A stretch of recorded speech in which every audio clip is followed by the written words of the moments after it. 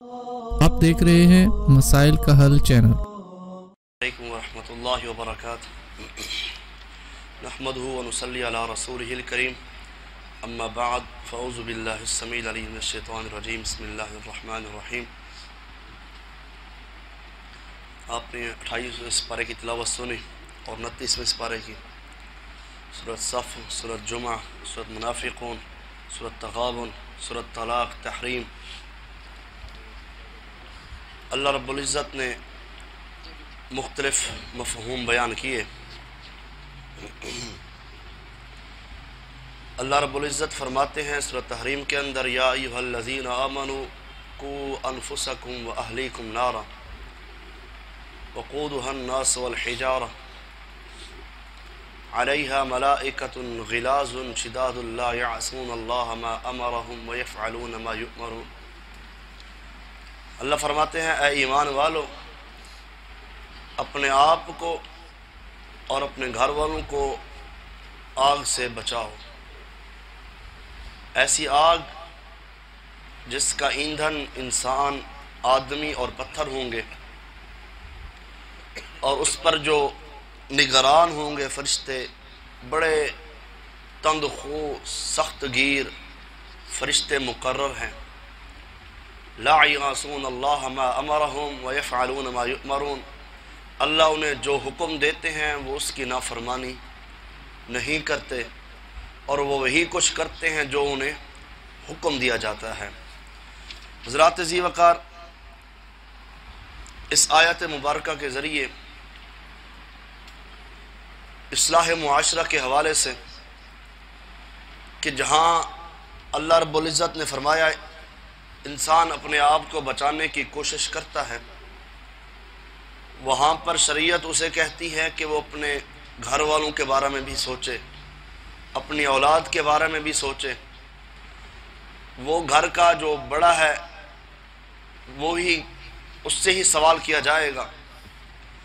رعایا جیسے ہوتی ہے نا، کلکم راع وکلکم مسئول عن رعیتہ، اللہ کے نبی علیہ السلام نے فرمایا ہر شخص اپنے گھر کا نگران ہے، وہ گھر والے اس کی رعیہ ہیں، اس سے سوال کیا جائے گا۔ گھر کے اندر اولاد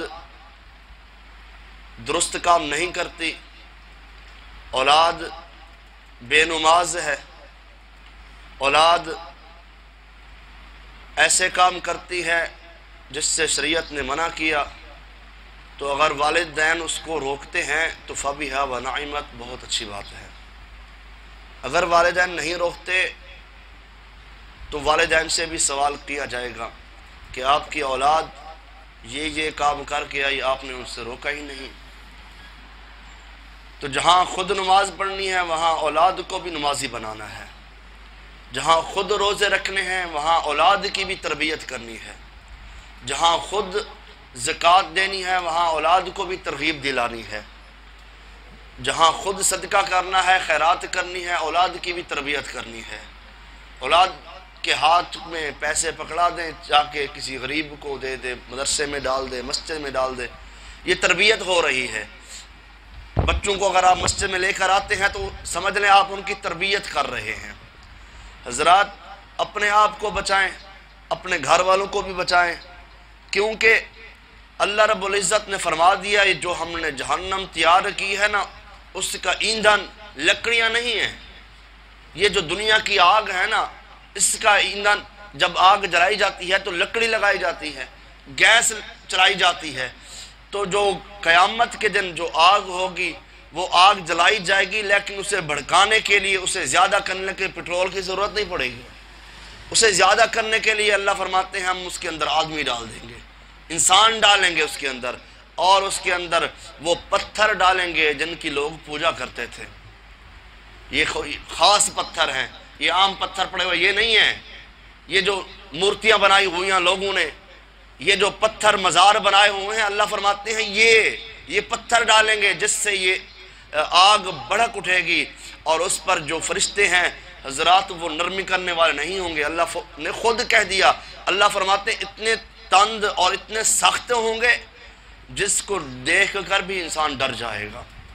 لیکن وہ کسی پر رحم کرنے والے نہیں ہوں گے، کیونکہ اللہ رب العزت نے ان کو جو حکم دیا وہ حکم کی تابع داری کرنے والے ہوں گے۔ وہ فرشتے اللہ کے فرما بردار، اللہ جو حکم جاری کریں گے آسمان سے وہ اسی کی پابندی کرنے والے ہوں گے۔ حضرات ذی وقار جہنم کے اوپر جو فرشتے مقرر ہوں گے ان کی 3 صفتیں بتلائی گئی ہیں۔ ایک کہ وہ سخت دل ہوں گے، کسی پر رحم نہیں کریں گے، اللہ نے ان کو آرڈر بھی نہیں دیا ہوگا کسی پر رحم نہیں کرنا۔ دوسرے نمبر پر ایسے سخت گیر ہوں گے جو عذاب دیں گے پوری سختی کے ساتھ اور قوت کے ساتھ، نرمی والا معاملہ تو کرنا ہی نہیں ہے۔ تیسرے نمبر پر وہ دوزخیوں کی چیخ و پکار التجاؤں کا سن کر ان پر کوئی اثر نہیں ہوگا، وہ ان کی چیخ و پکار سن کر ان کی چیخ و پکار کو قبول نہیں کریں گے، ہاں وہ وہی کچھ کریں گے جو ان کے رب کی طرف سے انہیں آرڈر ہوا، جو حکم ہوا۔ حضرات ذی وقار اس آیت مبارکہ کے تحت یہی مفہوم ہے کہ اپنی بھی اصلاح کریں، اپنے گھر والوں کی بھی، اپنی اولاد کی بھی۔ اگر خاوند گھر میں موجود ہے، باپ گھر میں موجود ہے تو اس کا حق بنتا ہے کہ اولاد کی تربیت اپنے انداز سے کرے۔ اگر گھر میں خاوند موجود نہیں ہے تو جو بیوی ہے، عورت ہے، اس کی ذمہ داری بنتی ہے پیچھے گھر میں اولاد کی تربیت کرے۔ حضرات یہی مائیں ہیں صبح اٹھ کر بچوں کی تیاری کراتی ہیں، صفائی ستھرائی کا انتظام کرتی ہیں، ان کی یونیفارم پریس کرتی ہیں، یہی مائیں ہوتی ہیں۔ اگر وہی مائیں نماز کے لیے اٹھا دیں تو تربیت گھر سے ہی ہوگی۔ اگر والدین نماز پڑھتے ہیں، ماں باپ پڑھتے ہیں، بچوں کو اٹھاتے ہیں تو ان کا حق ادا ہو جاتا ہے۔ ہم دنیا کے معاملے میں کوشش کرتے ہیں، سختی کرتے ہیں، ڈانٹ ٹپر کرتے ہیں اور غصہ بھی کر دیتے ہیں، لیکن دین کے معاملے میں ہم کہتے ہیں دین تو آسان ہے بھائی، کس نے پوچھنا ہے، لا اکراہ فی الدین، دین میں تو جبر ہے ہی نہیں۔ حضرات دین میں سختی ہے کیوں نہیں ہے؟ اولاد کے لیے والدین کو حکم ہے کہ سختی کریں۔ بچہ 7 سال کا اس کو نماز سکھلائیں، اگر 10 سال کا ہو گیا تو نماز نہیں پڑھتا اس کو ڈانٹیں، اس کو سزا دیں، اس کا بستر علیحدہ کر دیں، اس کے اوپر سختی کریں، اسے گھر سے نکال دیں۔ اچھا والد کی نافرمانی کرتا ہے، والدہ کے آگے سامنے ہو جاتا ہے تو والدہ کے آگے سامنے ہوتا ہے تو باپ ڈنڈا اٹھا لیتا ہے، جب باپ کے سامنے ہوتا ہے تو والدہ ناراض ہو جاتی ہیں۔ ہم اپنے معاملات کے لیے غصہ کر لیتے ہیں، ڈانٹ ڈپٹ کر دیتے ہیں، لیکن ہم سختی نہیں کرتے تو دین کے معاملے میں تربیت کریں، اولاد کی ایسی تربیت کر کے جائیں کہ آپ دنیا سے چلے جائیں، آپ کی اولاد پیچھے کوئی بھی عمل کریں اللہ آپ کو اس کا درجہ عطا کر دے۔ وہ حدیث مجھے یاد آ رہی ہے، اللہ کے نبی علیہ السلام نے فرمایا ایک شخص جنت میں گیا، اس کا ایک درجہ بڑھا دیا گیا، پوچھتا ہے اللہ میں نے تو اب کوئی نیکی نہیں کی، میں نے تو کوئی فرما برداری والا کام نہیں کیا ابھی، لیکن جنت میں یہ درجہ کیوں بڑھ گیا؟ اللہ رب العزت فرشتوں کے ذریعے بتلائیں گے اس اپنے بندے کو کہ یہ دنیا میں جو پیچھے جو چھوڑ کے آیا ہے اپنی اولاد، تمہاری جو اصل وراثت تھی اس نے دنیا میں ایسی نیکی کی ہے، اللہ فرماتے ہیں ہم نے اسی کی وجہ سے آپ کا درجہ بڑھا دیا ہے۔ اولاد یہ سرمایہ ہے والدین کا۔ حضرات ذی وقار ان کی تربیت کرنی چاہیے۔ آگے 29واں پارہ شروع ہو رہا، سورۃ ملک۔ سورۃ ملک کی فضیلت آپ لوگوں نے سنی بھی ہوگی، ماشاءاللہ پڑھتے بھی ہوں گے۔ اللہ کے نبی علیہ السلام نے فرمایا جو شخص 30 آیتوں والی سورت پڑھتا ہے کل قیامت کا دن ہوگا یہ سورت اس کے لیے سفارش کرے گی۔ آپ لوگ پڑھتے ہیں، اہتمام کرتے ہیں؟ پڑھنا چاہیے، کوشش کرنی چاہیے، سورۃ ملک کی تلاوت کر کے سویا کریں، یہ اللہ کو بڑا ہی پسند ہے۔ اللہ کے نبی علیہ السلام رات کو سوتے وقت سورۃ سجدہ کی تلاوت کرتے تھے اور سورۃ ملک کی تلاوت کرتے تھے۔ تو یہ 30 آیتیں ہیں، کوئی لمبی نہیں ہیں، آپ دیکھ کے بھی پڑھ سکتے ہیں، آپ زبانی بھی پڑھ سکتے ہیں، اس کو پڑھنا چاہیے۔ جو پڑھتے ہیں اللہ انہیں استقامت دے، اور جو لوگ سستی کرتے ہیں اللہ پڑھنے کی توفیق عطا فرمائے۔ آگے سورۃ القلم، سورۃ قلم کے اندر حضرات اس کے اندر بڑے ہی مفاہیم ہیں۔ سب سے بڑا مفہوم اللہ رب العزت نے اپنے پیغمبر جناب محمد الرسول اللہ صلی اللہ علیہ وسلم کو بڑی تسلیاں دی، دنیا والوں نے بڑی باتیں کی، کسی نے کہا نعوذ باللہ آپ دیوانے ہیں، کسی نے کہا آپ مجنون ہیں، کسی نے طرح طرح کی باتیں کی۔ حضرات ذی وقار کائنات کے رب کو دنیا والوں کا یہ انداز بڑا ہی ناگزیر سخت لگا، اللہ رب العزت نے آسمان سے کہہ دیا ما انت بنعمت ربک بمجنون، آپ اللہ کے فضل سے دیوانے نہیں ہیں، مجنون نہیں ہیں۔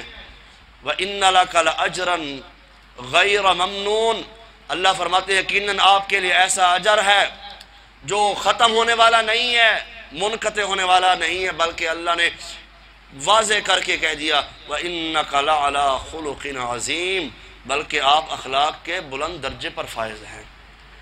کائنات کے اندر کوئی ایسی ہستی نہیں ہے جس کا اخلاق آمینہ کے لال جناب محمد الرسول اللہ صلی اللہ علیہ وسلم جیسا ہو۔ حضرات لوگوں نے تان و تشریح کی، لوگوں نے مذاق اڑائے، حضرات کہیں پہ اب مجھے یاد آ رہا ہے طائف کی وادیوں میں میرے نبی پر پتھر برسائے گئے، پتھر برسائے گئے، سیدنا جبرائیل بھی آ گئے، کہتے ہیں اللہ کے نبی آرڈر دیجئے، آرڈر دیجئے، ان طائف والوں کو تباہ و برباد کر کے رکھ دیا جائے گا، اللہ کے نبی پہاڑوں کو اٹھا کر ان کے اوپر پھینک دیا جائے گا۔ کائنات کے امام جناب محمد الرسول اللہ صلی اللہ علیہ وسلم کہتے ہیں جبرائیل نہیں، یہ نہیں تو ان کی اولاد، کوئی تو سمجھے گا ہماری بات۔ وہ پتھر کھا کھا کے بھی دعا دیتے رہے، وہ پتھر کھا کھا کے بھی دعا دیتے رہے، اللہم اہد قومی کی صدا دیتے رہے، یہ دعا دیتے تھے۔ اللہ کے نبی کی زبان مبارک سے یہ الفاظ تھے، حضرات جسم سے لہو بہ رہا ہے، لہو لہان ہے، جوتے میرے نبی کے لہو سے بھر گئے، لیکن میرے نبی کی زبان مبارک سے یہ الفاظ تھے اللہ اس قوم کو ہدایت دے دے، یہ مجھے نہیں جانتی۔ حضرات جو لوگ طائف میں گئے اور جو لوگ ہو آئے ہیں انہیں علم ہے کہ طائف والوں میں اللہ نے پھر ایسی طائف والوں کو ہدایت دی، 8 سال کے بعد پورا طائف مسلمان ہو گیا تھا۔ وہی پتھر مارنے والے وہ غلام بنے بیٹھے تھے، وہی پتھر مارنے والے وہ جانے دینے پر تیار تھے، وہی پتھر مارنے والے وہ نبی کا پسینہ مبارک نیچے نہیں گرنے دیتے تھے، وہی پتھر مارنے والے وضو کا پانی اپنے اوپر لگانا، اپنے اوپر ملنا باعث برکت سمجھتے تھے۔ حضرات وجہ کیا تھی؟ وَإِنَّكَ لَعَلَىٰ خُلُقٍ عَظِيمٍ، آپ اخلاق کے سب سے اعلیٰ درجے پر فائز تھے۔ ہر ایک نے اپنے ہی انداز میں اللہ نے ہر نبی کو اخلاق والا بنایا، لیکن آمینہ کے لال کے بارے میں اللہ فرماتے فَبِمَا رَحْمَةٍ مِّنَ اللَّهِ لِنْتَ لَهُمْ وَلَوْ كُنْتَ فَظًّا غَلِيظَ الْقَلْبِ لَانفَضُّوا مِنْ حَوْلِكَ، اے پیغمبر صلی اللہ علیہ وسلم ہم نے اپنی رحمت سے آپ کو بڑے اخلاق والا بنایا ہے۔ اگر ہم آپ کو سخت مزاج بناتے تو لوگ آپ سے دور ہو جاتے۔ حضرات دنیا کائنات کے اندر ہر ایک شخص کا اپنا ہی اخلاق ہے۔ ماں جی عائشہ صدیقہ رضی اللہ تعالی عنہ سے سوال ہوا کہ ماں جی حضور علیہ السلام کے اخلاق کے بارے میں بتائیں، تو ماں جی پوچھتی ہیں اللہ کے بندے کیا آپ نے رب کا قرآن نہیں پڑھا؟ کیا آپ نے رب کا قرآن نہیں پڑھا؟ جی میں نے پڑھا ہے۔ فرماتی ہیں رب کا قرآن ہی نبی علیہ السلام کا اخلاق بیان کرتا ہے، پورا کا پورا قرآن نبی کا اخلاق ہے۔ حضرات اللہ نے کہیں پہ چادر کے تذکرے کر دیے، اللہ نے کہیں پہ چلنے کے تذکرے کر دیے، اللہ نے کہیں پہ زبان مبارک کے تذکرے کر دیے، کہیں پہ اللہ نے آنکھوں کے تذکرے کر دیے۔ یہ آپ کا اخلاق ہی تو تھا۔ کہیں پہ اللہ نے آپ کے سینے کے تذکرے کیے، کہیں پہ اللہ نے آپ کے شہر کی قسمیں اٹھائیں۔ حضرات ذی وقار اللہ نے آپ کو بڑے ہی اخلاق والا بنایا ہے، اللہ نے آپ کو بڑی عزتوں سے نوازا ہے۔ حضرات ذی وقار آگے سورۃ الحاقہ کے اندر اللہ رب العزت نے فرمایا کل قیامت کا دن ہوگا، مومن کو نامہ اعمال دیا جائے گا، فَأَمَّا مَنْ أُوتِيَ كِتَابَهُ بِيَمِينِهِ فَيَقُولُ هَاؤُمُ اقْرَءُوا کتابیہ۔ اللہ فرماتے ہیں جس بندے کو نامہ اعمال اس کا دائیں ہاتھ میں مل جائے گا، وہ لوگوں کو دکھلائے گا، لو جی یہ ہے میرا نامہ اعمال، مجھے یقین تھا کہ مجھے یہ نامہ اعمال ملنے والا ہے۔ رزلٹ اچھا ہے تو بچہ فرسٹ پوزیشن لے تو پورے گھر والوں کو دکھلاتا ہے، نہ اپنا رزلٹ دکھلاتا ہے، پھر انعام بھی لیتا ہے، استاد کو دکھلاتا ہے، انعام لیتا ہے۔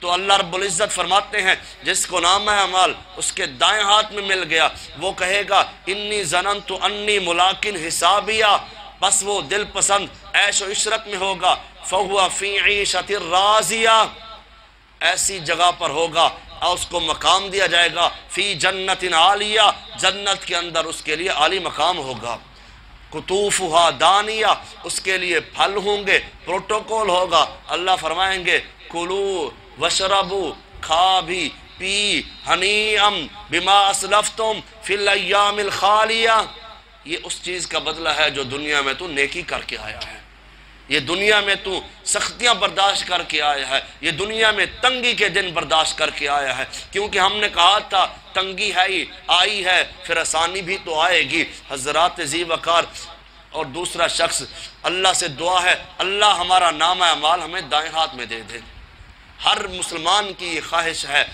آگے دوسرا شخص بھی ہوگا وَأَمَّا مَنْ أُوتِيَ كِتَابَهُ بِشِمَالِهِ فَيَقُولُ يَا لَيْتَنِي لَمْ أُوتَ كِتَابِيَا، حضرات جب اس کو نامہ اعمال اس کے دائیں ہاتھ کے بجائے بائیں ہاتھ میں دیا جائے گا، فَيَقُولُ وہ کہے گا یا لیتنی لم اوتا کتابیا، آج مجھے میرا نامہ اعمال دیا ہی نہ جاتا، کاش کاش، انسان کاش بعد میں کہے گا، قیامت کے دن کاش کہنے کی ضرورت نہیں ہوگی، آج موقع ہے انسان کو کاش کر لینا چاہیے۔ وَلَمْ أَدْرِ مَا حِسَابِيَا، کہتا ہے میں نہیں جانتا تھا کہ میرا اعمال ایسا ہوگا، یا لیتہا کانت القاضیہ، کاش موت نے میرا فیصلہ ہی کر دیا، ما اغنا عنی مالیہ، انسان کہے گا مجھے تو میرے مال نے ضائع کر دیا، تباہ کر دیا، ہلک عنی سلطانیہ، میری حکومت، میری سلطنت، میری وزارت، میرے عہدے تباہ ہو گئے،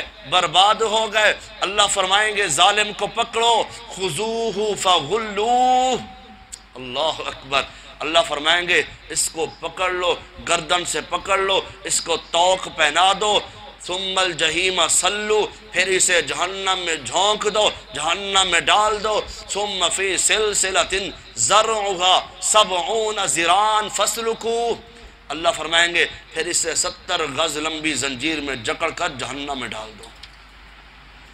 انہ کان لا یؤمن باللہ العظیم، اللہ فرمائیں گے یہ آخرت پر ایمان نہیں رکھتا تھا، اپنے رب پر ایمان نہیں رکھتا تھا، ولا یحض علی طعام المسکین، مسکین کو کھانا بھی نہیں کھلاتا تھا، ترغیب بھی نہیں دلاتا تھا، فلیس لہ اليوم ہا ہونا حمیم، دنیا کے سارے دوست چھوڑ جائیں گے، اللہ فرماتے ہیں آج اس کا کوئی دوست، کوئی غم خار اس کے کام نہیں آئے گا، کیونکہ ولا طعام الا من غسلین، یہ کیا کھائے گا نعوذ باللہ، اللہ فرماتے ہیں اسے جہنم کی پیپ اور دھواں کھلایا جائے گا، لا یأکلہ الا الخاطئون، اللہ فرمائیں گے یہ گناہ گاروں کا یہی کھانا ہے، یہی کچھ کھائیں گے۔ حضرات اللہ سے دعا ہے اللہ ہمیں ہمارا نامہ اعمال سیدھے ہاتھ میں فرمائے، ہمارا نامہ اعمال الٹے ہاتھ میں نہ دے، اللہم لا تجعلنا منہ۔